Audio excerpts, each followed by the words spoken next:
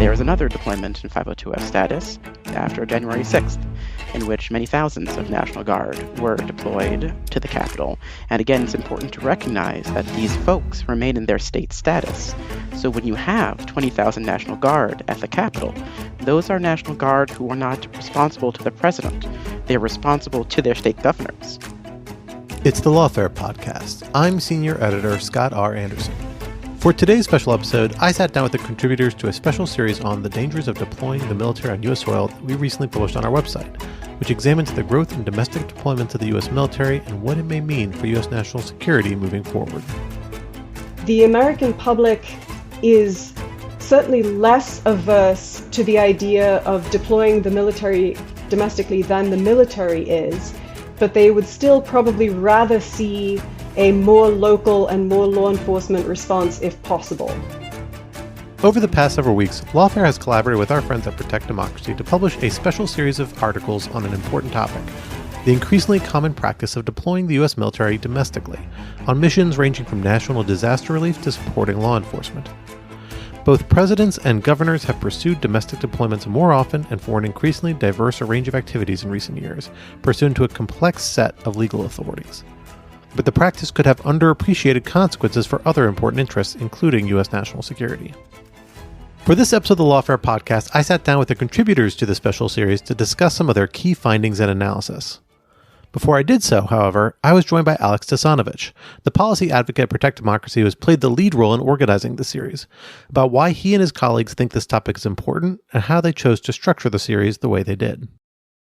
So this question of domestic deployments, the domestic use of the military, is something that has been on the public mind to some extent, really for decades, for much of American history in a way, but particularly more front of mind in the last few years, and in particular since the experiences that many had in 2020 in Washington, D.C., around the deployment of the National Guard there, then later again in regards to January 6th, and also discussions about the potential use of the military and National Guard in regards to, as responses to protests around Black Lives Matters and other issues in different corners of the world. We've previously seen it discussed in the context of border deployments and assisting with border security, particularly in relation to immigration in a somewhat controversial way.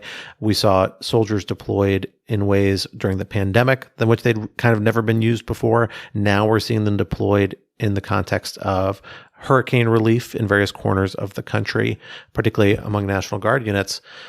So why is it Protect Democracy thinks this conversation about how we're using the military domestically, how we can and how we should, is particularly important conversation to have at this particular historical moment?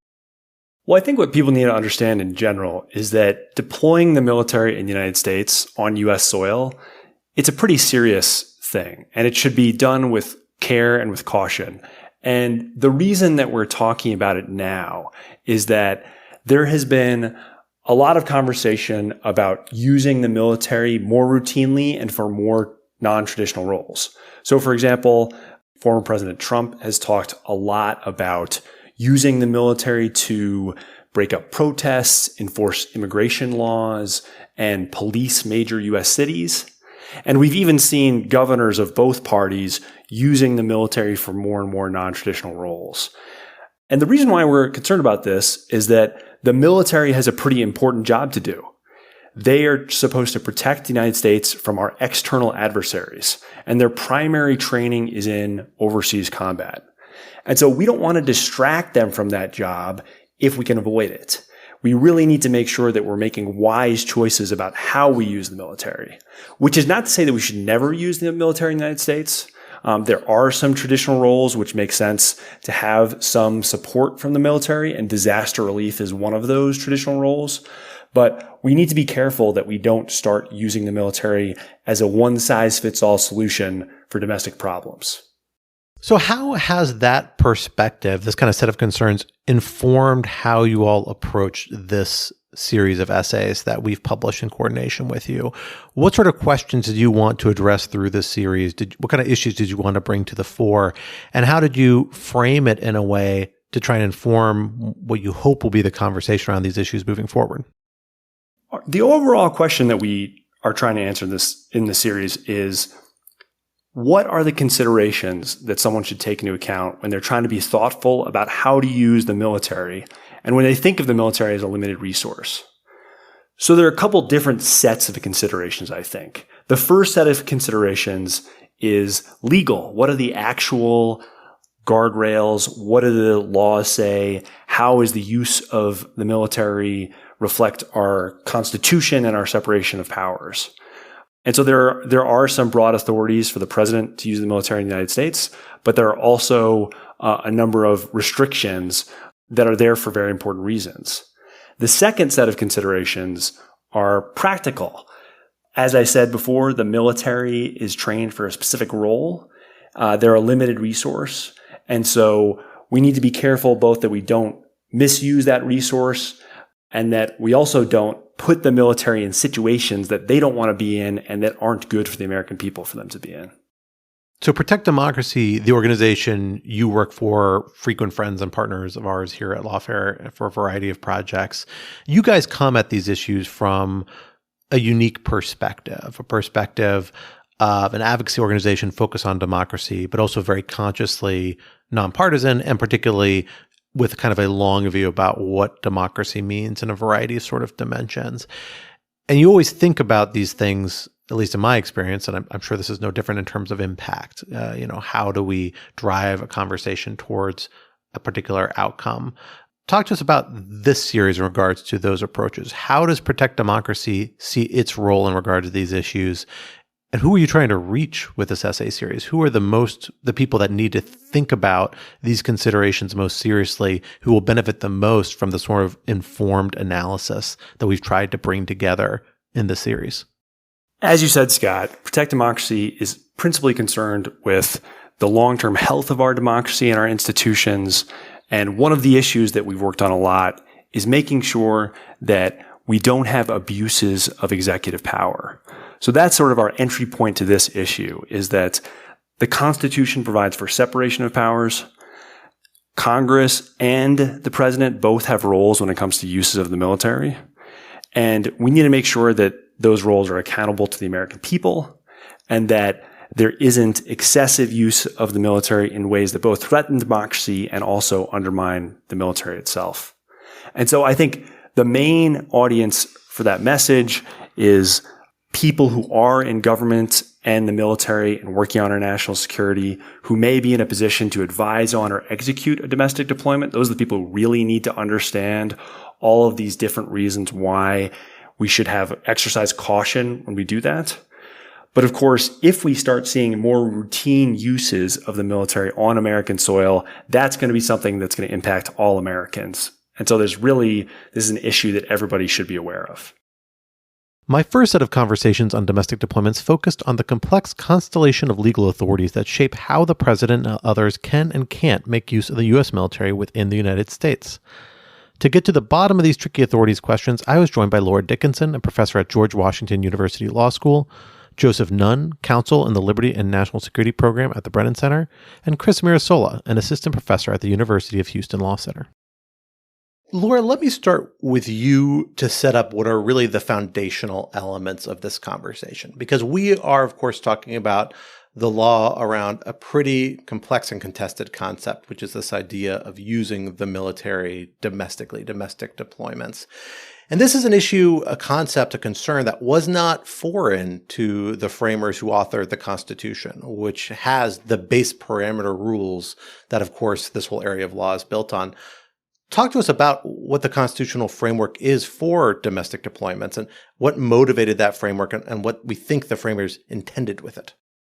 Thank you. Yes, I think it's important to understand that the U.S. constitutional framework, and frankly the domestic law framework more broadly, contemplates a quite limited role for the military domestically, outside a context when the U.S. is actually the theater of war. So in particular, if the military is going to be used for domestic law enforcement type functions.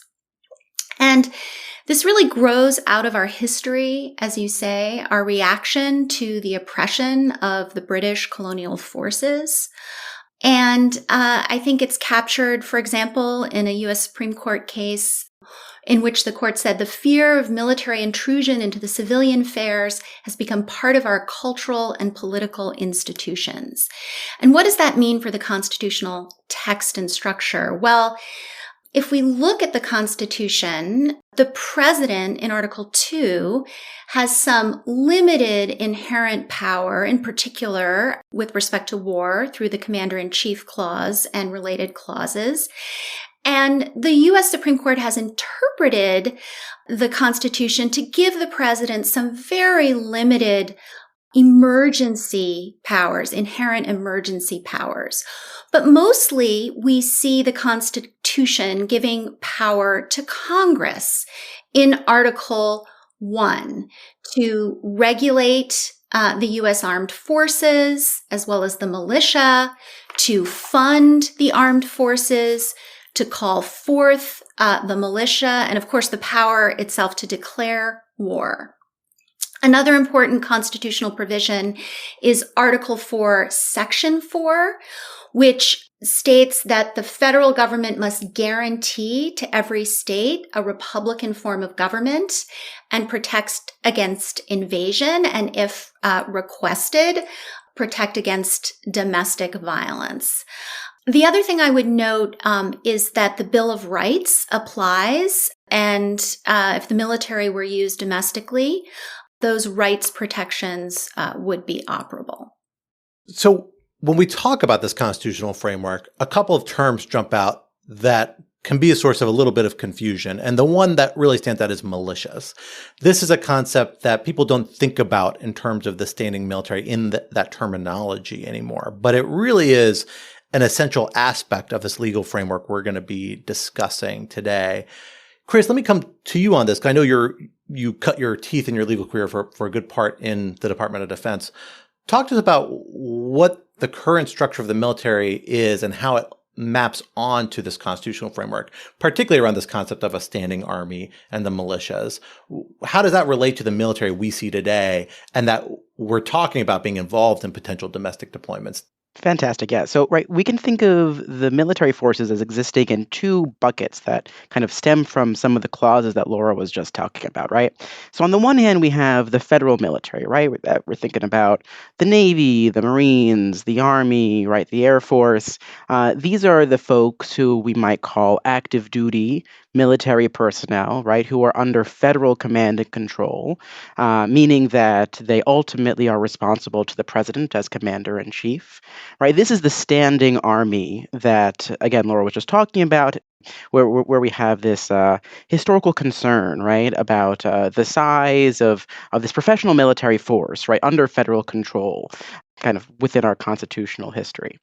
In the modern day, right, they're kind of, again, broadly speaking, two different subcategories we might think of within the federal military. Those folks who are on duty all the time, right? And then reservists, right? So again, these are federal military forces, but these are folks who have a daytime civilian job. They come on to federal duty for some more limited period of time. Great. So that's the federal military. Then we have, as you say, the state militias, what we now call the state national guards, state and territorial national guards. We had a fun little name change in the beginning of the 1900s. But these state militias, national guards, right, predate the federal military. They, in their kind of day-to-day status, these military folks are responsible to their state and territorial governors, right? Not a federal command structure. And so that's kind of the first hat, right, that the state and territorial national guards can operate in.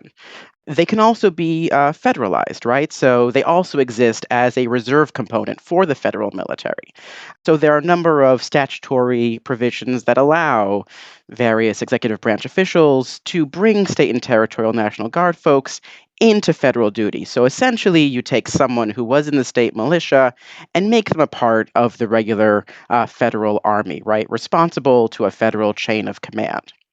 And I think we're going to spend a bit of time on this last bucket the most, A relatively recent innovation has been the creation of, it goes by a whole bunch of different names, but I think most straightforward is just to, name the provision of statutory law that it exists under, right? This is Section 502F of Title 32. And essentially it allows a National Guard member who remains in their state status to perform a federal mission. This began as a training status back in the 1960s and evolved considerably in the 1980s to today. And so most important to this last kind of category for the National Guard is the ability of the National Guard personnel, right, to do a federal mission, but not exist within a federal chain of command and control, which has all different kinds of implications, which we can perhaps get to in a bit. So within this framework, we have these different components of the military. We have a constitutional framework that gives kind of the greatest degree of control, setting aside some of the residual authority the president has, commander-in-chief, but to Congress in the first place. And the contemporary structure of the military is a product of Congress. And Congress has also, of course, imposed a notable statute that plays a central role in all of these conversations, really is kind of the touchstone in many ways concern or conception when it comes to domestic deployments, and that is the Posse Comitatus Act, which codifies some of these vision about limiting the military's role in law enforcement affairs, but has a somewhat more complicated history than I think a lot of people understand. Joseph, tell us about the Posse Comitatus restrictions, where they come from, and how they fit into this picture that we're discussing today. Absolutely. So I'll start at the top. You mentioned the Posse Comitatus Act has a complicated history, and it absolutely does. It was enacted in 1878 in conjunction with the sort of end of Reconstruction policies and the return of white supremacists to political power in both the former Confederacy and within Congress itself. And it was enacted really to force an end to military Reconstruction and ensure that it could not be restarted. But despite those ignominious origins, the Posse Comitatus Act does fit into this long tradition that Laura explained to us of that's represented in the Constitution of sort of suspicion of military interference in civilian affairs and a desire to limit the military's power within the domestic sphere. Now, what the Posse Comitatus Act does is that it bars federal military forces from participating in civilian law enforcement activities, except when doing so has been expressly authorized by Congress. So there are three important elements to that rule. First, the PCA only applies to the federal armed forces. Now, Chris helpfully teed up what that means, but what that means is it applies to the Army, Air Force, Navy, Marines, Space Force, and to federalized National Guard personnel. But it does not apply to the National Guard when they are operating under state command and control, which they often are. Now, second, the PCA is only concerned with law enforcement, or to use the statute's own language, it is concerned with the use of the military to execute the law. Unfortunately, what is and is not law enforcement can be fuzzier than it really should be. So some activities, like making an arrest or executing a search warrant, are obviously law enforcement. Others, like a military helicopter crew conducting search and rescue operations after a hurricane, are obviously not law enforcement. But still other activities, such as, for example, military personnel operating surveillance drones in support of a civilian law enforcement operation, fall somewhere in between. In that scenario, military personnel, they're not directly interacting with a civilian. They're not sort of directly subjecting a civilian to military power. But if they're operating a surveillance aircraft that is, identifies where a civilian suspect is and helps law enforcement apprehend that person, they're playing really an integral role in that law enforcement operation.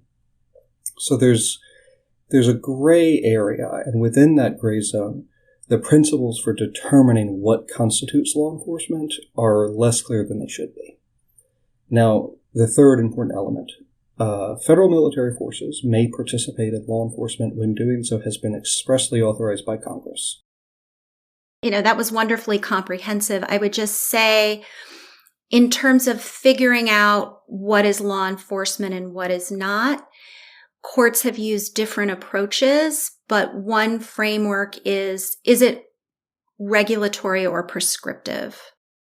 Regulatory and prescriptive, these are concepts, ideas that I think courts and lawyers might have a sense of what's meant by that, but other listeners might not. What do they mean by that concept? Where do you see those words as drawing the line? Well, I think exactly in the examples that Joseph was giving, right?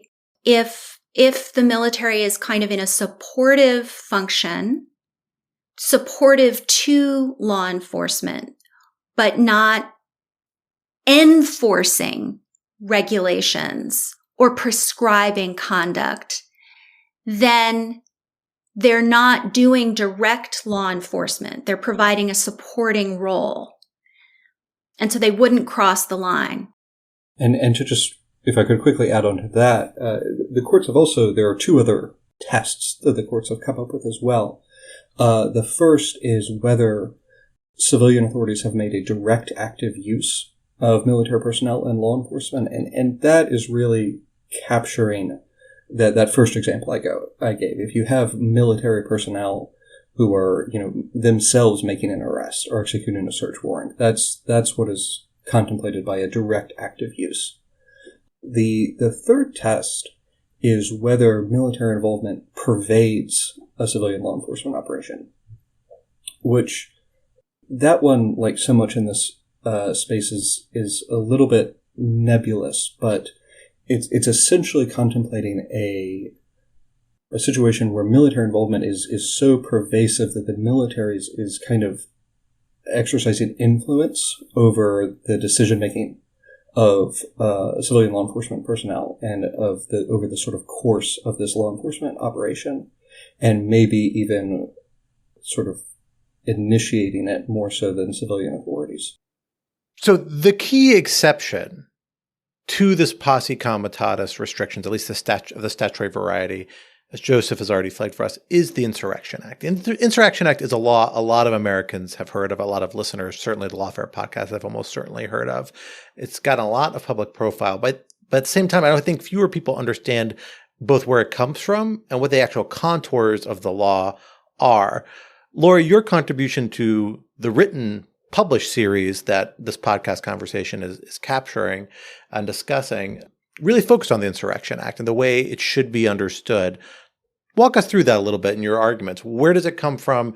How should it be understood? And how does that feed into this conversation about the risks of domestic deployment, how the military can and can't be used domestically? Great. So this is a very old statute that was initially enacted in the 1700s. It's been modified at various times throughout our history, and most importantly, after the Civil War, in that period that Joseph described. And the text of the statute is pretty broad. I mean, what it purports to do and what it does is to authorize the president to deploy the U.S. Armed Forces to federalize the National Guard, or, in one instance, to deputize private militias. And there are basically three triggers for the president to do this in the statute. The first is relatively narrow. It requires a request from the state, and it allows the president to deploy the military or federalize the Guard in the case of an insurrection plus a request of the state. The second trigger, Section 252, gives the president a bit more discretion. So it doesn't require the request of state officials, and the president can invoke it when the president considers that unlawful obstructions, combinations, or assemblages, or rebellion against the authority of the United States make it impracticable to enforce the laws of the United States in any state by the ordinary course of judicial proceedings. So this statutory text is a little bit broader than the first trigger because there's no request from the state required. The language, though, suggests that the president can rely on this provision only in extreme circumstances, such as a condition of war or a serious disruption of civilian affairs. Now, the third trigger is even broader. And this is part of the statute that was enacted during this Reconstruction period, and it was very important to address the violence of the KKK against Black Americans. But the language is extremely broad. The president can invoke it when the president deems it necessary to suppress in a state any insurrection, domestic violence, unlawful combination, or conspiracy, including to oppose or obstruct the execution of U.S. law. I'm not reading the entire provision. I'm just reading the broadest aspect of the language. Now, again, this was really important to address the violence of the KKK, but on its face, the text could seem to be extremely broad and to potentially encompass, in theory, relatively minor obstructions, such as small protests interfering with law enforcement activities or judicial proceedings. The other thing that's very broad about this provision is that it allows the president to deputize private militia. This is not the National Guard here. This is private actors, potentially even, the Proud Boys or paramilitaries. Now, that being said, in my piece in Lawfare, I argue that despite this very broad text, the statute should be and has been read quite narrowly during our nation's history. First of all, it's been rarely used at all, and particularly these broad provisions have been rarely used. Joseph and Elizabeth Goitein, through their leadership at the Brennan Center, have done a really wonderful study documenting all the instances of the use of the Act, and they identify only 30 crises in which the Act has been used over our nation's history. Some important examples include efforts to desegregate the schools, to enforce court orders over the objections of state officials during the civil rights era, and to protect marchers. But it's been very, very rarely used. And one of the things I do in my Lawfare post is I walk through some long-standing executive branch legal opinions which argue that the Constitution actually places limits on how broadly this statute can be read, and also argues that as a matter of practice, as a matter of practicality and as a matter of practice, this statute should only be used as a last resort. And I do think it's interesting that when President Trump wanted to invoke the Insurrection Act during his presidency, Attorney General Barr referred to this kind of narrow approach to the Insurrection Act in counseling against it, counseling that it should only be used as a last resort. You mentioned in your piece that there are certain constitutional factors that the executive branch has identified as potentially bearing on the interpretation of the otherwise fairly broad language, at least parts of the Insurrection Act. What are those constitutional factors, and how have they entered into the interpretation? Great. Yeah. So I'll just say kind of overall, OLC has the Office of Legal Counsel has basically said that the Insurrection Act should only be used in response to a request from the state or to enforce a court order in a situation where state officials are not enforcing the court order, or as truly a last resort in very extreme circumstances. And what are the constitutional provisions that they cite? Well, they note that the broad provisions the broad triggers that were enacted were implementing the 14th Amendment. So the 14th Amendment is key. And the 14th Amendment requires state action. So according to OLC, unless there's a court order and state officials are refusing or unable to enforce the order, there has to be a situation where state authorities are either directly involved by acting or failing to act in denials of federal rights, or they are so helpless in the face of private violence that the private activity has taken on the character of state action. So these are pretty extreme circumstances. The OLC opinions also point to the supremacy clause, which would give a slightly broader scope for enforcing a court order. But even then, they signal that that should be against, in a situation where the state officials are not enforcing that court order, or where it's difficult for that court order to be enforced in the state. And then finally, this is something that doesn't get really developed in the OLC opinion, so I wouldn't attribute this view to OLC exactly, although they mention Article 4, Section 4, the provision of the Constitution that guarantees a Republican form of government. And the federal government is supposed to protect that, and when there is domestic violence. But some people have argued, like Bill Banks has argued, that the definition of domestic violence in that constitutional provision is quite narrow. And so the Insurrection Act can only be interpreted to cover situations that would fit within that constitutional definition of domestic violence. So we know from Laura's essay, the Insurrection Act, while it has broad language and one doesn't have trouble envisioning somebody making an argument can be used to address potentially somewhat more limited concerns domestically, has a lot of reasons to maybe read it more narrowly, and perhaps most relevantly, at least hasn't been used that way that frequently.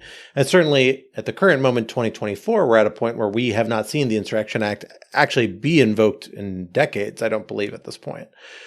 Instead, when we see U.S. soldiers, and particularly National Guardsmen, deployed doing things like assisting with COVID relief or hurricane relief or other functions, or deployed to Washington, D.C., for example, in the summer of 2020, as many of us experienced, they're being authorized by a totally different statute and in a very different status. And that is this provision 502F that Chris mentioned earlier.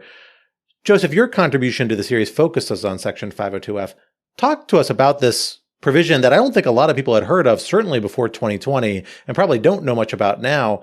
Talk to us about what it says, how it's been used, and what sort of risk profile it presents in terms of how it might be used in the future.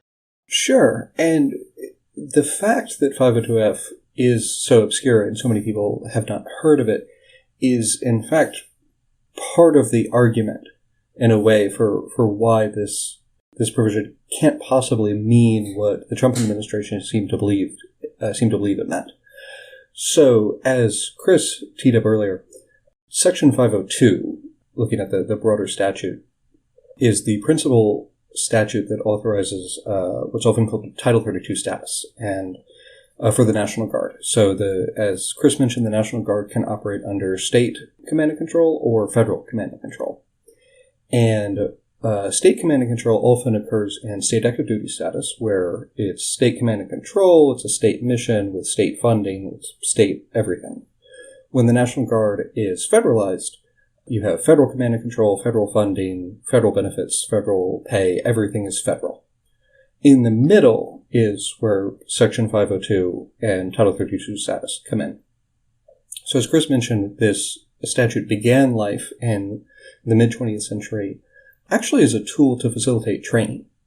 So the Congress imposes sort of extensive training requirements on the states, the ways in which they have to train their National Guard, and a certain number of training missions they have to carry out every year. And this is all laid out in Section 502.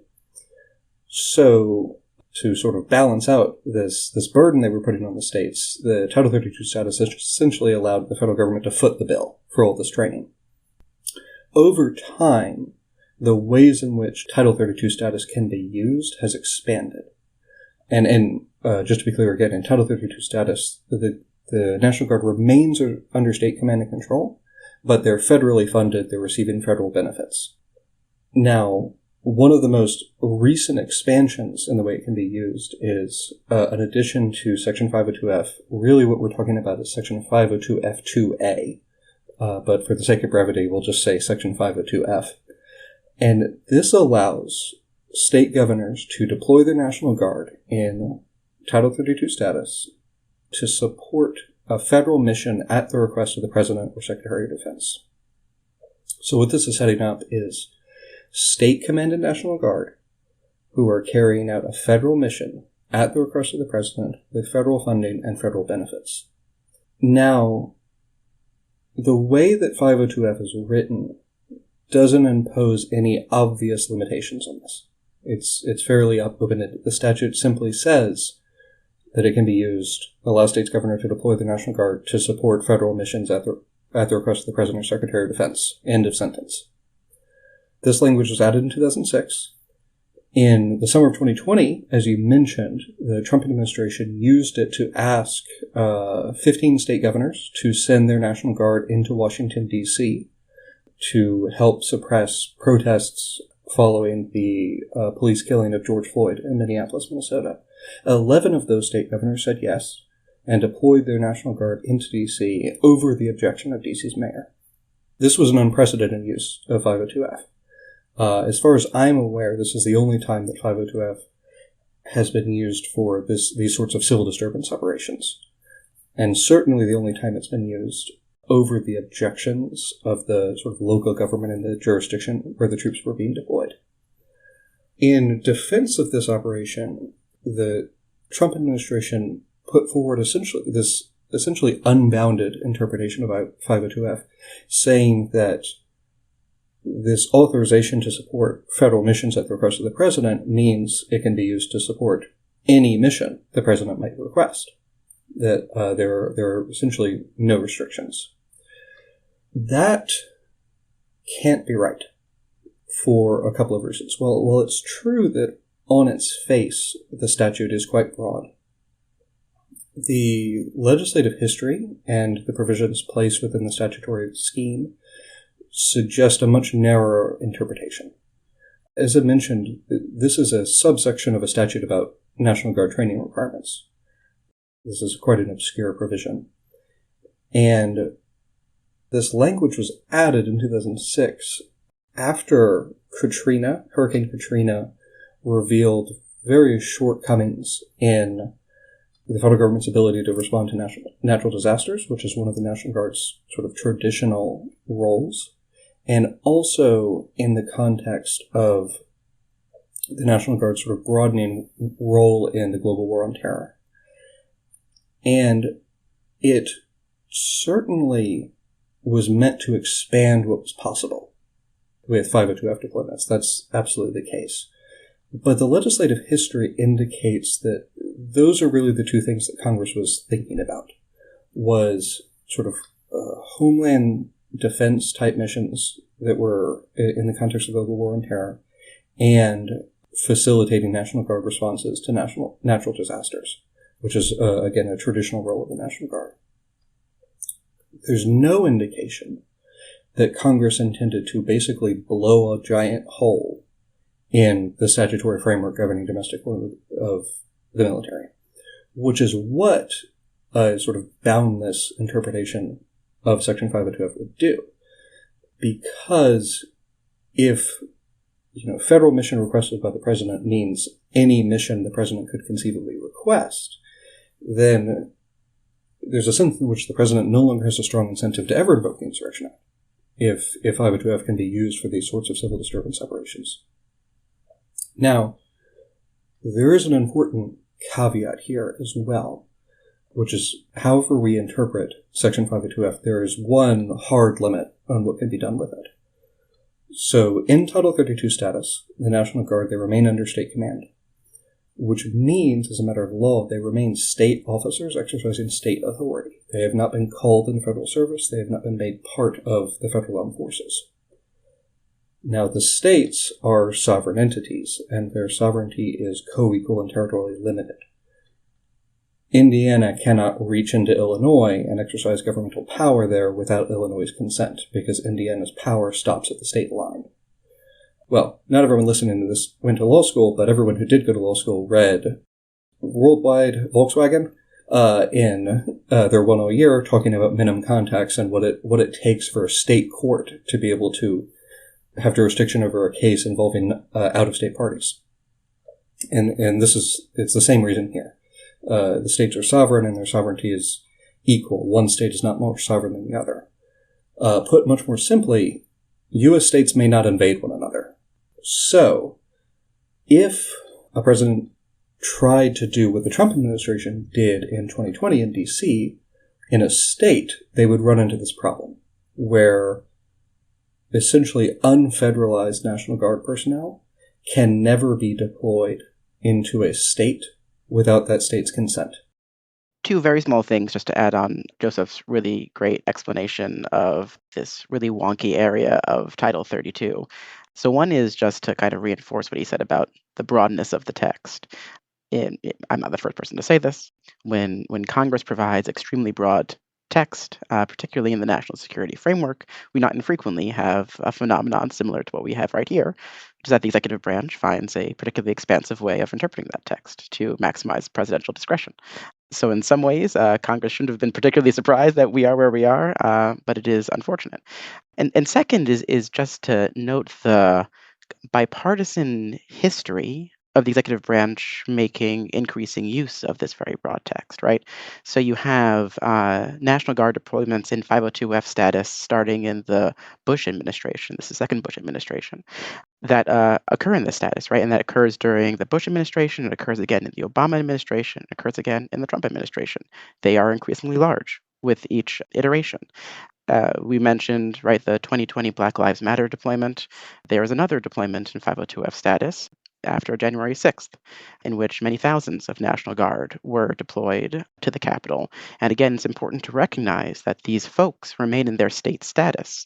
So when you have 20,000 National Guard at the Capitol, those are National Guard who are not responsible to the president. They're responsible to their state governors. They operate under memoranda of understanding that coordinate their functions, but there is no unity in command. There is no unity in providing discipline for these forces if they are to exceed the federal mission. And then finally, National Guard and 502F status used expansively during the COVID pandemic to do everything from providing inoculations to any number of other kind of healthcare and security functions across the country, again, over the course of a number of years. These folks are not restricted by the Posse Comitatus Act, and I forget if we've mentioned this explicitly so far in the conversation. But since they are state militia, they are not part of the armed forces of the United States, and therefore not restricted by the Posse Comitatus Act. So one of the reasons, and again, this is, not causation, and we're kind of guessing, but it might not be surprising that we haven't seen an Insurrection Act deployment since 1992. If the president has an authority worded as broadly as this one, that he can rely on to deploy the military in the United States. Well, that's useful. And I think that brings us to your contribution, Chris, to this conversation, because we have statutes on the books that lend themselves or can be read broadly, even if there are good underlying constitutional and prudential principles and reasons why they should not be read so broadly. But that opens itself up inherently to the potential for abuse by the executive branch in particular. But you deal with the other part of the equation that a lot of people don't think about that goes beyond the statutory language. It goes to the checkbook. Who pays for what are inevitably, for any sort of military deployment, very expensive military deployments? And that comes back to this question of appropriations. So talk to us a little bit about how appropriations and the funding element fits into this picture. And in particular, a really interesting angle of your argument is the fact that appropriations might provide a more convenient or approachable vehicle for congressional control in light of these statutory authorities. Talk to us a little about that. Nothing brought me greater joy than to talk about appropriations law in the national security context. It's great. So I appreciate it. I think folks underestimate the amount of bureaucratic time that is spent in DoD and elsewhere on just the budgeting process, right? You can get literally nothing done if you don't have the money to do it. These appropriations acts are far more detailed than one might expect, given the enormity of the DoD budget in particular. So, for example, if you go to the Army appropriation, it has a number of subdivisions. they get really nitty-gritty, right? Because not only is there the text of the Appropriations Act, which is itself hundreds of pages long, it incorporates all of this kind of associated legislative material, which is even more detailed. And so, again, you're in the Army appropriation. It'll tell you how much can be spent to purchase different types of calibers of bullets, right? Congress is not joking around when it's appropriating money, particularly in the procurement context, but also elsewhere. And importantly, the DoD budgetary process is very long, right? The bureaucracy has to go through and kind of collect all of the information needed to guess how much they're going to need for this upcoming fiscal year. Congress then takes that and reduces it to text, and we have, very specific buckets of money that are available to different components of the Department of Defense. This means that when we have an unplanned deployment, much like a National Guard deployment within the United States, it's not in the budget. And so you got to find money for it. Congress has provided specific mechanisms for how you can move money between parts of the DoD budget. There are a couple of different mechanisms for doing this. The most important is this kind of general transfer authority, and it has an upper limit. You can't transfer more than $6 billion a year between appropriations. And that might sound like a whole ton of money. It certainly would be in my house, but it's not a lot of money in the DoD house. It's a vanishingly small percentage of the DoD budget. And given the number of unexpected crises that happen in any given year, we can just think about the past 10 months. That's a relatively limited amount of discretion that the department has to move buckets of money around. This is even more limited in the National Guard context, right? Because the department is only budgeting for the planned missions where they're going to bring someone who's not normally part of the federal military, right? So these National Guard folks, usually a member of their state National Guard, they're brought into federal service for a very particular pre-planned event, right? So we might think, okay, you component of the Idaho National Guard, we're planning on giving you a 2-month deployment in 2024. If you're instead going to use that unit and send them to Washington, D.C. for 3 months, right? That's a lot of extra money that you haven't accounted for. The provision of the Appropriations Act that allows you to move this $6 billion of funds around basically has 3 substantive requirements that the department has to find before they can move the money. Right? So the first is that it has to be a higher priority military requirement.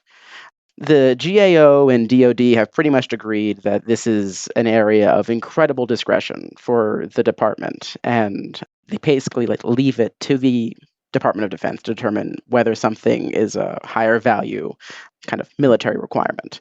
So not a whole lot of teeth there. The second requirement has a bit more teeth, right? It says that it has to be based on an unforeseen military requirement at the time DoD is putting together the Appropriations Act. So that does provide a little bit of a time horizon, right? And so if you have a reasonable expectation that you might need to use the military, and it's 3 days before you have to submit the budget, that was a foreseen requirement, and you can't move those funds for that purpose. And then finally, the purpose for which you want to use the funds can't have been specifically denied by Congress. And here again, I think is a reiteration of the fact that Congress has a lot of power here, right? Congress can specifically say, DoD is not to use the National Guard to, whatever it is, perform a civilian law enforcement function in the District of Columbia in fiscal year 2024. That's an incredibly broad prohibition, and I don't imagine that any Congress would enact it. But it does speak to the fact that Congress can proactively say in the appropriations process, which happens every single year, that this is how we're going to limit how the department is going to use its funds for these deployments that we care a lot about, that are based on statutes that are very broadly worded, really old, and where there's, frankly, sometimes a lot of political difficulty and creating momentum for legislative change. For my next conversation, I wanted to dig into some of the policy implications of domestic deployments, including for the U.S. military, for U.S. national security, and perhaps for Americans' broader relationship with both the military and other political institutions. To do so, I was joined by Mark Nevitt, a professor at Emory University's School of Law, Elaine McCusker, a senior fellow at the American Enterprise Institute, and Lindsay P. Cohn, a professor of national security affairs at the U.S. Naval War College. So, Mark, so far in our conversation in this episode, from some of your fellow contributors to the series that inspire this podcast episode, we've been talking about legal authorities, about what the scope of authority the president has to use military forces domestically, what various legal constraints and limitations may or may not be on that. But let me ask you maybe a more fundamental question that has an arguably more direct bearing to some extent on how these authorities might be used, which is, within whatever scope the law allows, how does the military tend to think of its role in relation to domestic deployments? What norms govern its approach or have traditionally governed its approach to these sorts of roles when it is called up to fulfill them? And to what extent have those norms been under pressure in recent years? Sure. It's a big question, Scott. It's an important question. Lawfare listeners are likely aware of this, but how the military thinks about domestic deployments depends on what aspect of the military we're talking about and under what authority is the military operating under. Your listeners are aware there's the Army, Navy, Air Force, Marines, Coast Guard, now the Space Force. Of course, the Army and Air Force have a National Guard component. Most of those forces as well have a reserve component, and they all deploy under domestic authorities that can be different depending on if the president is controlling them or the state governor. So when I look at sort of the military writ large, it's pretty broad. And I'll just focus on sort of how two aspects of the military think about this question. The first is just the National Guard, which is the Army and Air Force, which I consider part of the military. We see this broader operationalization of military forces in recent years. And so the National Guard has been more and more integrated into just military planning writ large. Of course, they can deploy in different statuses, which the Lawfare article speaks to. Mostly they're in a state active duty status, reporting to the governor. But throughout COVID-19, they deployed as part of a Title 32 status. So I would say as a general matter, domestic deployments to help and support local officials, such as disaster relief, giving out medical supplies, that's really kind of a core part of the National Guard mission. And the state National Guards do a good job of that on a day-to-day basis. They also have a little bit more experience, actually quite a bit more experience in domestic military deployments. And we're seeing that, frankly, here where I'm at in Atlanta, Georgia, where a lot of National Guard members were deployed domestically in the run-up to Hurricane Helene and then Hurricane Milton. So with the National Guard, I think they view this as part of their core aspect for domestic military deployment. And you see that with COVID-19, which was really one of the largest domestic military deployments led by the National Guard in modern American history.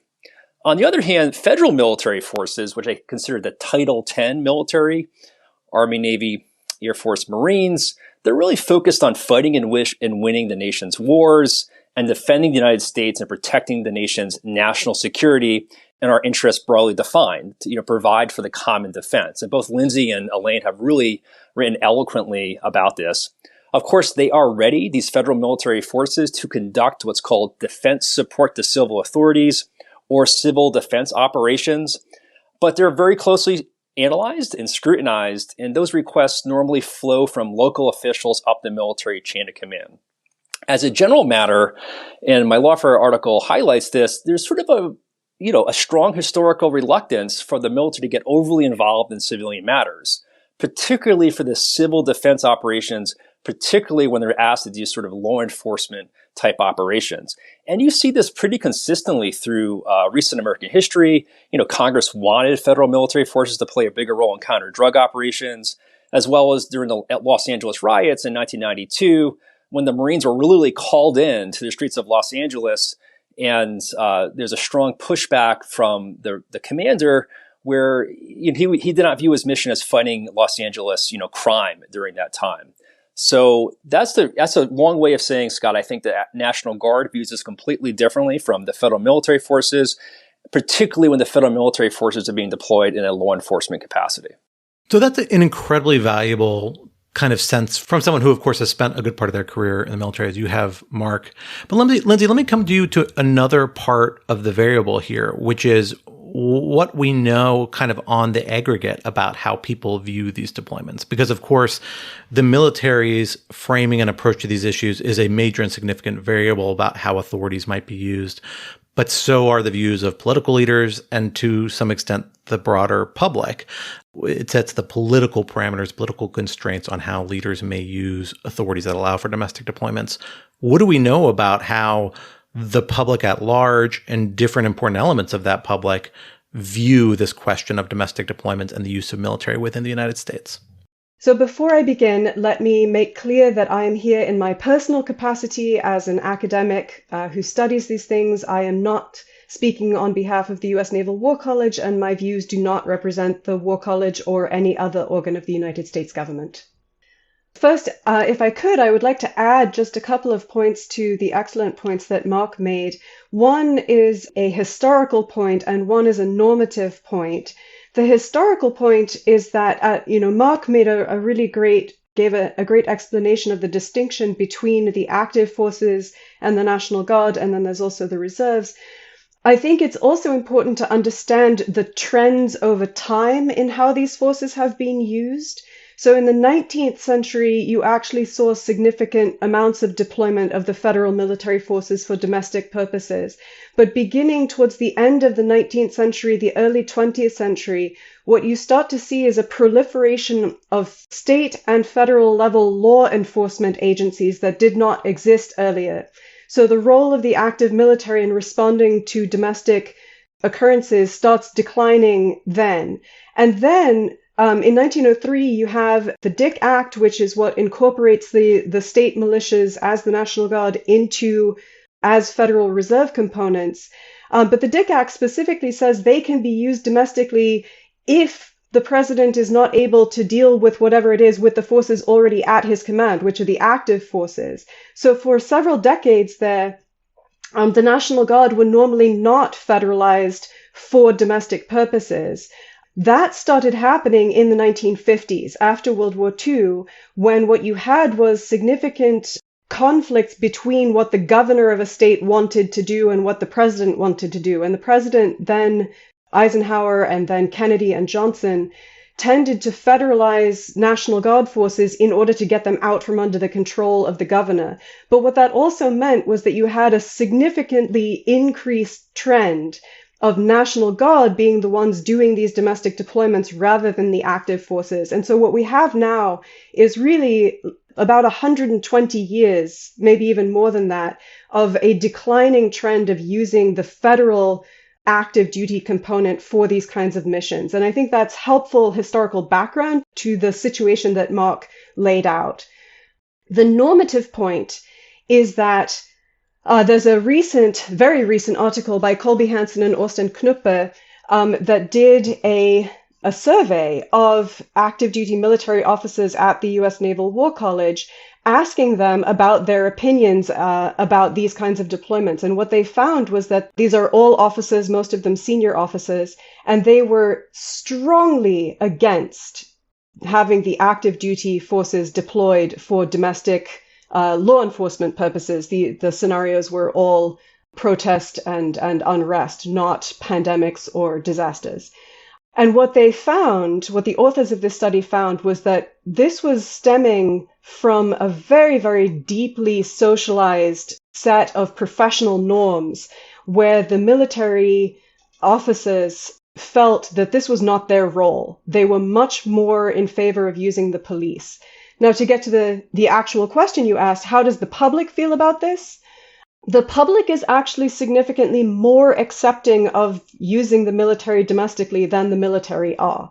Now, some recent research that Jessica Blankshane and Danielle Lupton and I did, which I mentioned in the piece, we did a type of survey experiment that gives you relative values where we can say what the respondents prefer. So do they prefer seeing the police or the National Guard or the military? And we found generally that they prefer the police or the National Guard to the military. And that was somewhat to be expected, although it is interesting to see the juxtaposition of high trust in the military and low trust in the police, and yet a preference for police over military. But in this more recent article that just came out, what they could do is get absolute values as opposed to relative values. And what they find is the public may very well prefer the police to the military in some circumstances, but fairly large proportions of the public are okay with using the military for certain types of law and order purposes. They also found that this was true largely across partisan lines, which is actually very different from a lot of other recent research. So we'll need to look into that more. But I think the bottom line is that the American public is certainly less averse to the idea of deploying the military domestically than the military is, but they would still probably rather see a more local and more law enforcement response if possible. So this is a really fascinating set of findings, and this sense of the view of how domestic deployments fit into our broader set of expectations, our norms, our values, both as members of the public, as members of the military, I think is really important. But there are other variables that, of course, come into play when we debate how to use legal authorities to make policy decisions. And the other ones are much more fundamental constraints about resources, about experience, about capabilities. Elaine, you touch on a lot of this in your piece for the series. Talk us through some of the more practical and prudential challenges that domestic deployments present to the military. To what extent are they well suited to different types of domestic deployment roles? To what extent are they not?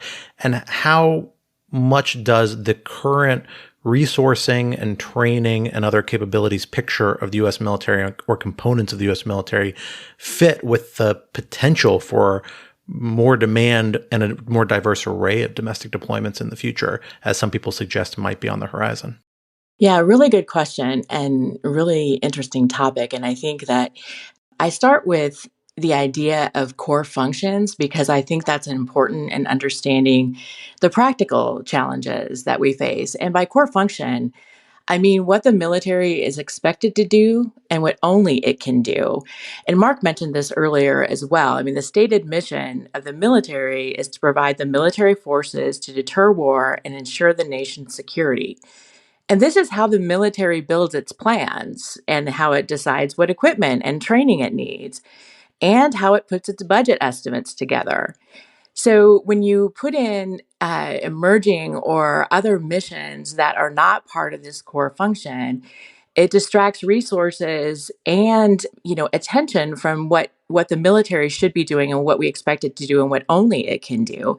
And I think this gets to Lindsay's point too, because I think you're hearing this from the surveys of the military that they prefer that you use those who are trained and resourced and experts in doing domestic type missions to do those missions because they understand, better than anyone that that's not what their primary core function is. And I think you add to that the military has been underfunded to carry out what the nation expects of it for a long time.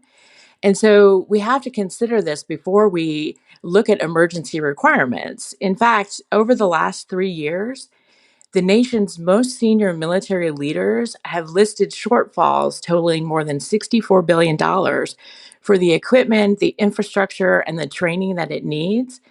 So practically speaking, domestic deployments, which are not part of the plan or core function, have financial and other consequences as they pull those resources away from what was already planned. And then you add on to that the shortfalls that we have, and you'll have a delay in building the competitiveness and the capacity and the readiness to do what only the military can do.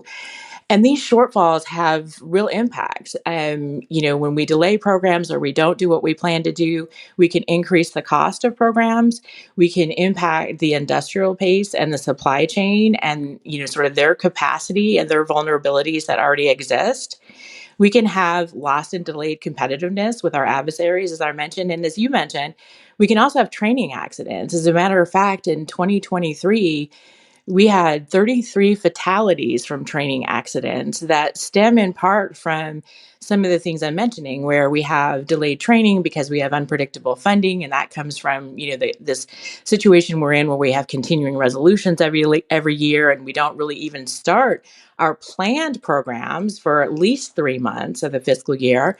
And so that has an impact on our training schedules and on the parts supply and on maintenance and all those things we need to do. In addition, we have a real problem with poor housing conditions and, deficits in our facilities, which is one of those things that is a place where when something happens that we didn't expect and we need resources, we often go to these accounts because there's something that's a little bit more flexible. And also, even though there may be some immediate consequences, sometimes we don't really see the danger and the impact of pulling money from those accounts until later on.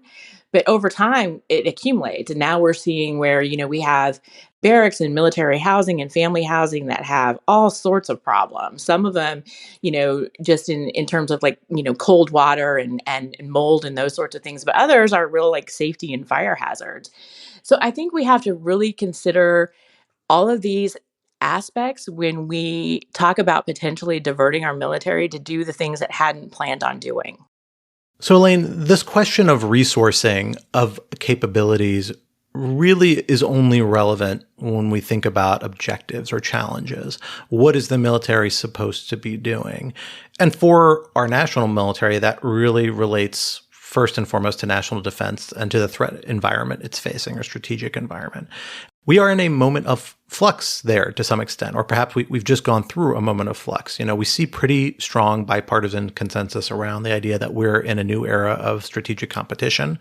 Conversation of things like terrorism and other challenges, while still there, still very real in the background, have given way to a lot of major power competition, concerns over China and Russia, and engagement with very allies around those concerns.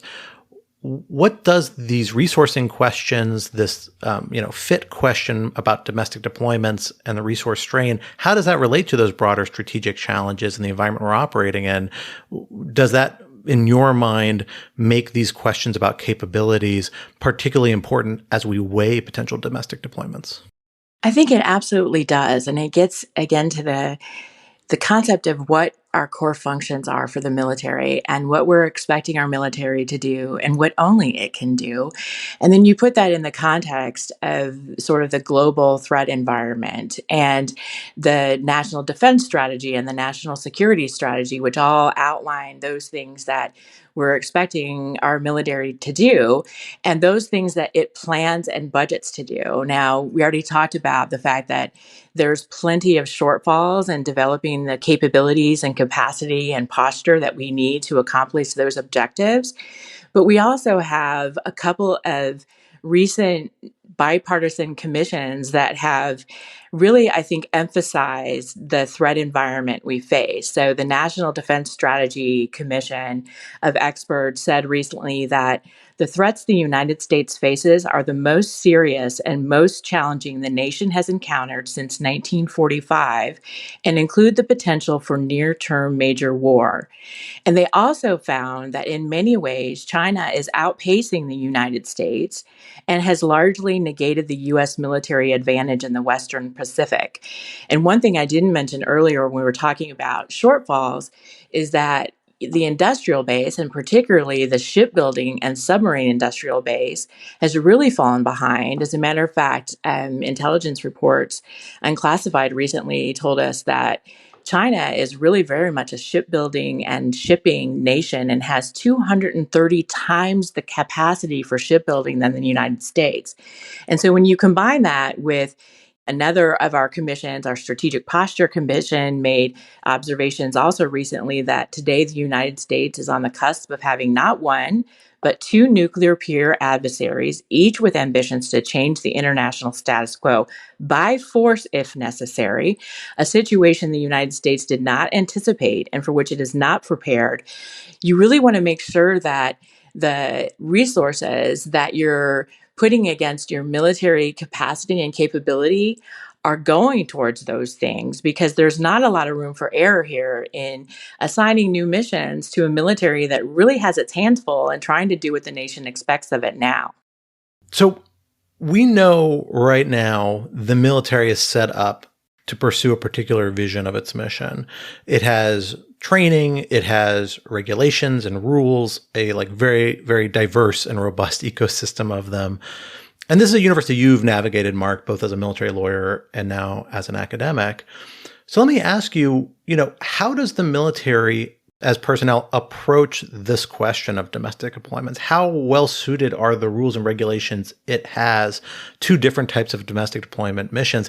And where are there points of tension? Where are there points of concern?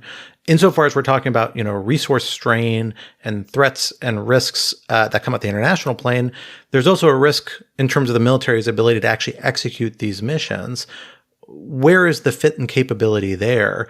And to what extent, if more domestic deployments is actually something on the horizon, does adaptation need to take place? Sure. Another softball question, Scott. I appreciate that. I also want to just co-sign to Lindsay and Elaine's very insightful remarks as well. And I'll dive into sort of the rules and procedures and how the Pentagon looks at this. And I'll focus on federal military forces. Of course, the military is pretty broad, as I mentioned in my first question, but how do federal military forces look at both defense support to civil authorities and defense support to civil law enforcement agencies? And there's two instructions I talk about in my Lawfare piece that I would highlight. The most important word in those instructions is support. That is resonates throughout those instructions. That's just how the military views its role when it's called upon to domestically deploy. And those instructions are pretty good guidance on how the military thinks about its role. The Pentagon uses sort of 6 criteria in evaluating any request of support to civil authorities. And let me just be clear, these requests are increasing in number. In fact, frankly, that's because of more disasters. I write oftentimes about climate change and hurricanes, extreme weather, and things along those lines. So emergency first responders at the local level are often overwhelmed, and they look at what's nearby who could potentially help us out. So the Pentagon uses 6 criteria, looks at legality, lethality, the risk and safety of U.S. forces if they were to follow through this request, the cost of this, the appropriateness, as well as the readiness. So the instructions sort of walks you through how the Pentagon thinks about it. In my experience, if there's a bona fide request, is political support for something along the lines of disaster response or some sort of special event, then it will be fulfilled. And so that's on the defense support to civil authorities. The second sort of piece to that is defense support to civilian law enforcement. And I think this is really maybe where your listeners are most interested in. And throughout that guidance, that regulatory guidance, it highlights that law enforcement operations, the local law enforcement operations, shall maintain the primacy of civilian authority at all times. And it highlights that any sort of involvement of the federal military forces in civilian law enforcement should be for a clear mission and a specific time period in a specific locality, right? And so the last time there was a very robust request and it was fulfilled under the Insurrection Act was the Los Angeles riots. And that was limited to Los Angeles counties and it lasted just 10 days. It's really difficult, Scott, to gauge the effectiveness of sort of this second instruction, this defense support to civilian law enforcement, just because we haven't seen federal military forces deployed in a proactive civilian law enforcement capacity in 32 years. But, I would just say when I read that instruction, it highlights to me the primacy of civilian authority. Let me talk about just a third sort of piece to this puzzle, which is rules of engagement versus rules for use of force, which Lindsay eloquently writes about this in her piece. So I think this is an important rule and procedure which gets at sort of the troubling potential operational risk if a military force was deployed domestically. ROE governed military operations in environments really where host nation law enforcement and civil authorities are non-existent or otherwise resistant to the U.S. military presence. They have sort of more of a combat mindset, and most military forces, the Title X forces, are trained in the standing rules of engagement issued by the Chairman of Joint Chiefs of Staff. If they were to be deployed in a civilian law enforcement capacity, it would move to a rules for use of force, which is more of a domestic legal environment, more based on a law enforcement and self-defense mission. That's a pretty big shift in mindset that would have to occur. And the military does the best it can, but making that shift to combat mindset, ROE, to law enforcement self-defense mindset, RUF, is really, really challenging in the best of circumstances. For the rules of use of force, the Fourth Amendment and existing constitutional protections and provisions would fully apply. And we saw that in the Los Angeles riots. I'll give you just one vignette I talk about in the Lawfare piece, where Marines were accompanying a police officer for a domestic dispute, and the police officer asked the Marines to cover me, and the Marines said they viewed cover me as essentially laying down fire, and they lit up the apartment with 200 bullets. The police officer was actually referring to just be ready to use deadly force or some sort of legal force if called upon. And so it just kind of highlights to me sort of the disconnect in terminology between rules of engagement and rules for use of force. On the detention piece, I think that if the military is asked to take on a law enforcement mission that was contrary to these regulations, you would see some pushback. But let me be clear, I think the Insurrection Act, and I think other people wrote for the podcast have talked about this, it does provide pretty broad authorities for the president to enforce laws. It's antiquated, and the statute itself needs to be reformed. So hypothetically, if the president desired the military to enforce federal immigration laws on more of a nationwide basis, then you would see, I think, quite a bit of pushback from the military, but I think arguably that could be a legal order under the Insurrection Act as written. So that would be extraordinary, of course, not consistent with tradition, civil military norms, all the things that Elaine and Lindsay eloquently speak about. But again, it would arguably be legal based upon the Insurrection Act. So there would be a lot of tension between the military and senior military leadership if they were asked to take on this mission. And General Brown, the current chairman of Joint Chiefs of Staff, has been crystal clear on this. He views this invocation to require an actual rebellion or insurrection. So a pretty broad standard he's publicly stated in front of Congress. So I think the tension would reside if the military is asked to take law enforcement missions that were different from historical norms and different from what the military feels they're comfortable doing. And that really kind of brings us back to some of the considerations we came into this with. It's a question of norms and expectations. And at this point in particular, I think it begins to get at the broader foundational question as to what is the relationship, the proper relationship between a military and democracy, between military and the public. Lindsay, you opened giving us some real insight into how members of the public think about domestic deployments potentially. What do you see as the potential ramifications for increased domestic deployments, particularly given some of these resource concerns, training concerns, compatibility, if we were to do this in the short term in a way that hadn't been anticipated by the military? What could the consequences be for the broader relationship between the military and the public confidence in the military, and perhaps even civil-military relations more writ large? So, yeah, this is a huge question. I won't go into the practical effects on the military's capabilities because I think Elaine has already done a great job of that. So Mark has been talking about both law enforcement and other interventions domestically, disaster interventions, the pandemic. And it is important to recognize that the public sees these differently. But that being said, so I've done a fair amount of historical research on the US's domestic use of the military for all of these kinds of things, but mostly for policing. And the main things that seem to affect whether the public continues to trust the military, whether the public views the military as a partisan tool or not after these happen, is how the military conducts itself while it's happening. And particularly, first, if the military causes any casualties. So this goes to what Mark was just discussing in terms of rules for the use of force.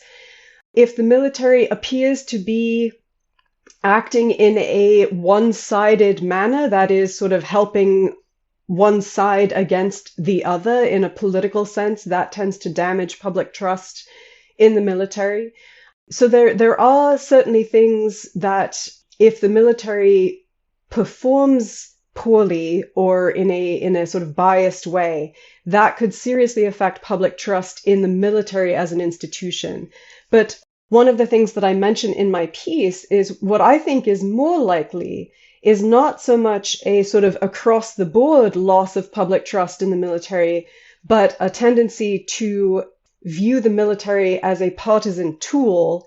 That is that one group of one party may view the military as being on their side and the other party may view them as not being on their side or things like that. And Michael Robinson's recent book, Dangerous Instrument, does a really phenomenal job of talking about this. That is a real concern. That's the kind of civil-military relations concern that you see in countries that do not have functioning democratic institutions of governance, right? That the military is sort of identified with one part of society against other parts of society. That's a real, very serious problem that all leaders should be looking to avoid, unless they themselves are trying to split the country that way. Will it lower trust in the government overall? I'm not sure it could get much lower at this point, so not super worried about that. So other things that could be a problem, if you see a heightened use of the military domestically, as we heard, that goes strongly against current military professional norms. But if we do it a lot, you're going to see those norms erode within the military, right? And that is a huge problem, largely because we do not have anything to replace those norms with. We have no current idea for a professional norm that tells military officers how to handle partisan situations aside from just trying their best to stay out of them. Right now, that's the only way that the military professional norm can help the military service member who is in a situation like that. If that norm breaks down, and I'm not necessarily saying that that's the best norm in the world, stay out isn't always an option. But if that norm breaks down, we do not currently have a replacement norm. What that means is that members of the military will lose their internal cohesiveness, which could be problematic for both domestic and overseas deployments. It can be really problematic for anything the military tries to do as a whole if you've got significant internal cohesion issues and mistrust issues. It could also be problematic for recruiting, although we haven't, the recruiting problems the military has right now don't seem to have to do so much with ideology. So those are the things I would really worry about, is that, protecting democracy is usually something that a military can do if democratic institutions are strong and the military doesn't have to make choices. If democratic institutions are weakening and different sides of a struggle are trying to pull the military in on their own side, then you start having a real serious problem. And that's what I would worry about. Before ending our conversations, I asked each contributor what their main takeaway would be for anyone who might be thinking about how to approach this question of domestic deployments, from senior policymakers to legislators to members of the voting public. Here is what they said.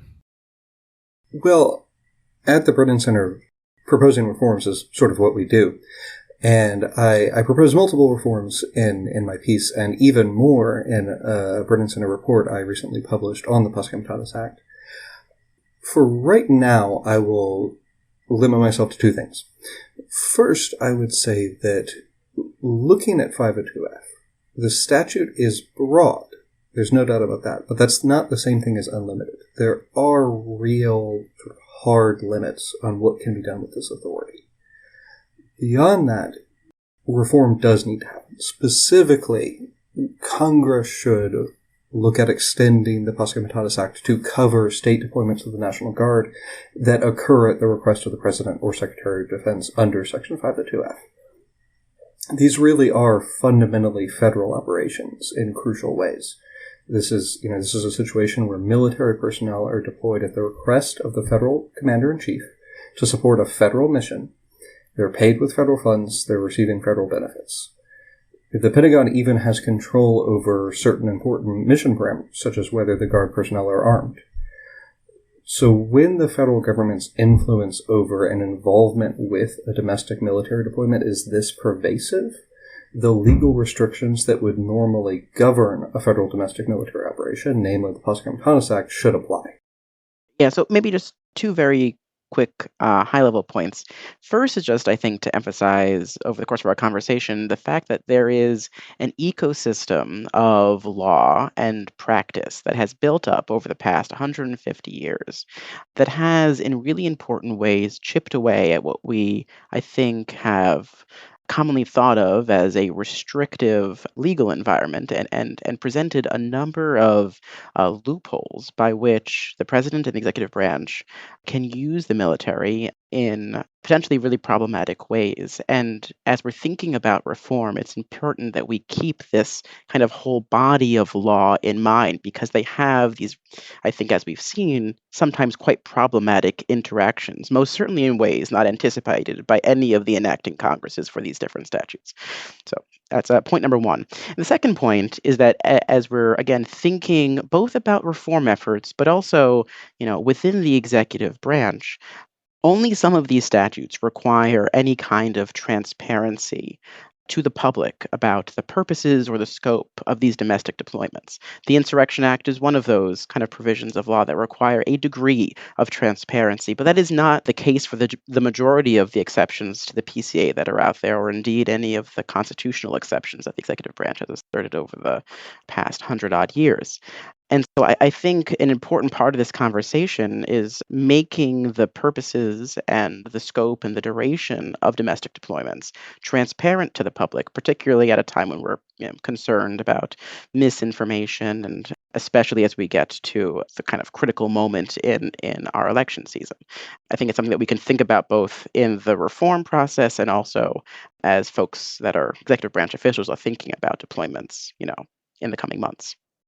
I have 2 points. The first is that Congress should use its power and, reform these statutes, crack down on through the appropriations process. Specifically with respect to the Insurrection Act, I think, there's a bipartisan series of recommendations that have come from across the political spectrum for Congress to amend the act, whether it's substantively to constrain or tighten the language so it's narrowing those substantive circumstances in which the president can invoke the act, particularly without the request of a state, cutting off that language that suggests that privatized militias like the Proud Boys could be used, but also procedural, including procedural restrictions on the use of the act, reporting to Congress, including a requirement that Congress has to issue a specific authorization within a time limit if the president invokes the act, or adding a judicial review provision. This is a little more controversial. I support all of these reforms.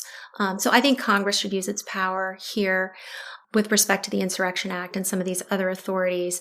But the second point is that our normative tradition is to, I think, be very careful about using the military domestically, particularly in a law enforcement capacity, and that it would really violate that tradition. And that tradition is reflected, for example, in these OLC opinions that I've analyzed in my piece, right? The executive branch itself has interpreted the text of the Insurrection Act narrowly, both for constitutional and practical reasons. But it's just part of our culture. And I think it's part of our military culture to be very restrained in the use of the military domestically. It's not what the military is primarily trained for, certainly the U.S. Armed Forces, but even the National Guard. The training is uneven when you're talking about law enforcement as opposed to deployment overseas. And I think that it's many military leaders have said that it would be demoralizing for the military to be used broadly in a type of law enforcement capacity. So I think it's really important to recognize that. And it would be a strong violation of our political culture and our norms to more broadly use the military domestically. Yeah, so I think there are 2 things I would probably say.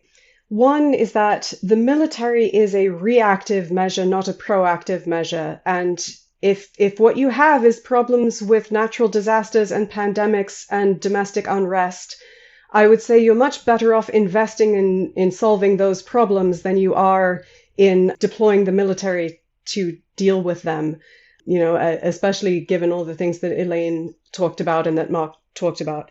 So that's number one, is the best way to avoid this problem, the best way not to have any of these bad outcomes, is to invest in preventive measures and more appropriate responsive measures. The second thing I would say is we have a lot of need for normative trust in institutions. in order for those institutions to work. That normative trust is breaking down, and the military cannot fix that. There is no way that we can rely on the military to fix the kinds of societal and socio-political problems that they are being called upon to respond to at this point. That is not their job, and they are not suited to do it. And so, again, I would say if you want to avoid some of these really difficult situations, the best thing to do is to try and heal the institutions of democratic governance that we have and not hope that the military steps in at the last moment and saves us. I would just offer sort of three different ideas, Scott, depending on who I'm giving advice to. So for local policymakers, the mayors, governors, city officials, I would encourage those types of people to just develop a relationship with their National Guard, as well as any federal military forces that are nearby. That's going to be good for civil-military relations writ large. And when disaster strikes, when you're asking to call upon the military forces to assist, you already have those existing relationships. So do more ex ante and less ex post. So you can't surge trust in a emergency or natural disaster type setting. But if you have those relationships, you have those emergency response sort of scenarios in place, whether it's tabletop exercises or incident response, that's just going to pay dividends and maybe even save lives. And so I would encourage everyone who's listening to think about understanding, what the military can do, what the military can't do. That's just going to pay so many dividends when you actually need the military, either for defense support to civil authorities or even maybe a law enforcement capacity. The second, within the federal government, I would say Congress needs to look at Insurrection Act reform. I've written about this. Professor Dickinson's written about this. Jack Goldsmith's written about this. It strikes me as crazy that there's no notification or sort of time limit for domestic military deployment, but there is for an international deployment under the War Powers Resolution. That strikes me as something that should have bipartisan agreement. So I would love to see Insurrection Act reform soon. And I would just say within the executive branch, if you're looking at the military to take on domestic missions, think of the National Guard and the Coast Guard. We haven't talked about the Coast Guard, but as potentially better tools than the Title X federal military forces. They're local. You can keep the National Guard under state control. The Coast Guard has a lot of expertise in disaster response and other sort of scenarios. So think of them before you think of federal military forces. And I think COVID-19 somewhat validated this model where there was federal funding to the National Guard on the Title 32 status. And we saw it was a little bit messy at first, but we did see, keeping the National Guard under the state control with federal funding. I think that mission was somewhat validated. Oftentimes, you can get to where you need to go without some kind of massive federal invocation of the Insurrection Act. So I would tell the executive branch to, think more and deeply about National Guard and Coast Guard. So really great perspectives from Lindsay and Mark on this. And if I was a policymaker and I was weighing the pros and cons of domestic deployments, I would ask myself two questions. Is this something only the military can do and that it's best at doing? And is it more important than the U.S. role as a global power and keeping the nation secure? If the answer to both of those questions is yes, then you probably want to consider a domestic deployment. If the answer to both of those questions is no, then you probably don't. Thank you for joining us for this special episode of the Lawfare podcast. You can find the series of articles we are discussing at lawfaremedia.org. The Lawfare podcast is produced in cooperation with the Brookings Institution. You can get ad-free versions of this and other Lawfare podcasts by becoming a Lawfare material supporter through our website, lawfaremedia.org/support. You'll also get access to special events and other content available only to our supporters. Please rate and review us wherever you get your podcasts. Look out for our other podcasts, including Rational Security, Chatter, Allies, and The Aftermath, our latest Lawfare Presents podcast series on the government's response to January 6th. And be sure to check out our written work at lawfaremedia.org. This podcast is edited by Jen Patja. Our theme song is from Alibi Music. As always, thank you for listening.